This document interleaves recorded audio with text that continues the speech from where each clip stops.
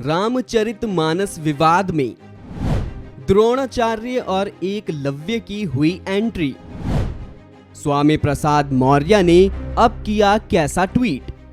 स्वामी प्रसाद मौर्य ने एक बार फिर से रामचरितमानस विवाद को हवा दे दी है। रामचरितमानस विवाद को लेकर कल मुख्यमंत्री योगी आदित्यनाथ ने विधानसभा में बयान दिया, तो आज फिर सपा नेता स्वामी प्रसाद मौर्य ने ट्वीट कर सीएम योगी पर निशाना साधा।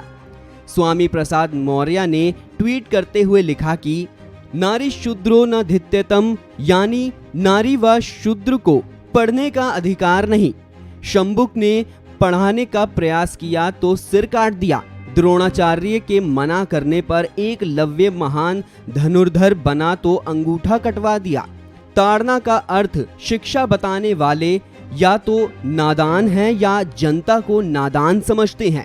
आपको बता दें कि शनिवार को उत्तर प्रदेश में रामचरितमानस को लेकर चल रहे विवाद पर योगी आदित्यनाथ ने जवाब दिया था और रामचरितमानस की विवादित पंक्ति का अर्थ भी समझाया था।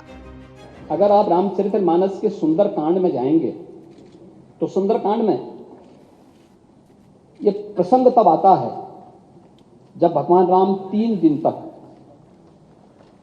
समुद्र से लंका में जाने के लिए रास्ता मांगते हैं और रास्ता नहीं मिला है। तो पहली चौपाई तो मैंने पहले बता दी थी, जब उन्होंने कहा कि भय बिन होई न प्रीति। और तब जब लक्ष्मण जी धनुष और बाण लेकर के राम जी के पास जाते हैं, भगवान राम को देते हैं और भगवान राम तीर का संधान करके फिर समुद्र को चेतावनी दे करके आगे की कार्रवाई करते हैं, तब समुद्र खड़ा होता है और भगवान राम के सामने फिर कहता है,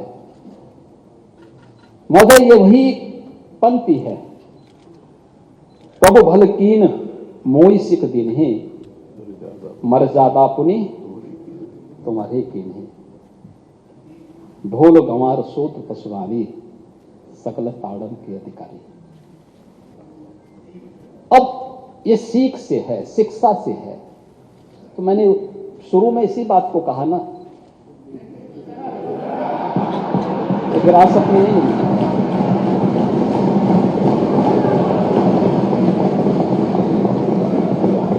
ढोल एक वाद्य यंत्र है।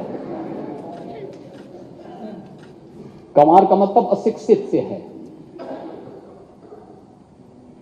शूद्र का मतलब श्रमिक वर्ग से है, किसी जाति विशेष से नहीं है। और बाबा साहब भीमराव अंबेडकर भी इस बात को कह चुके हैं कि दलित समाज को आप शूद्र मत बोलो। और नारी का मतलब स्त्री से है, मातृसत्ता से है। मध्यकाल में जब यह रचा गया था उस समय महिलाओं की स्थिति क्या थी? रामचरितमानस की रचना जिस कालखंड में हुई थी उस समय महिलाओं की स्थिति क्या थी? किसी से छुपा हुआ नहीं।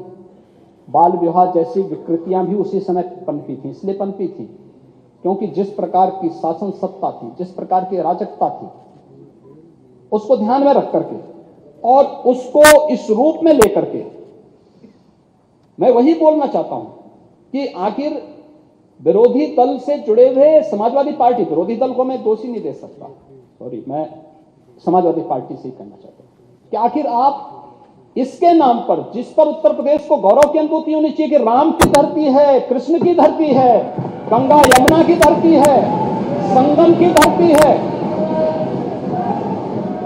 और उत्तर प्रदेश की धरती पर रामचरितमानस और वाल्मीकि रामायण जैसे पवित्र ग्रंथ रचे गए, जिस उत्तर प्रदेश वासी को गौरव की अनुभूति होनी चाहिए, आप उस पवित्र ग्रंथ को जला करके क्या देश और दुनिया में रहने वाले 100 करोड़ हिंदुओं को अपमानित करने का काम नहीं कर रहे हैं?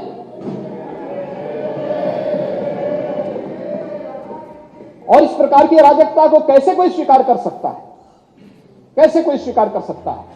सीएम योगी के इसी संबोधन को लेकर स्वामी प्रसाद मौर्य ने ट्वीट कर निशाना साधा है और रामचरितमानस विवाद को एक बार फिर हवा दी है। इस वीडियो में फिलहाल इतना ही। बाकी की और तमाम खबरों के लिए आप बने रहिए वन इंडिया के साथ।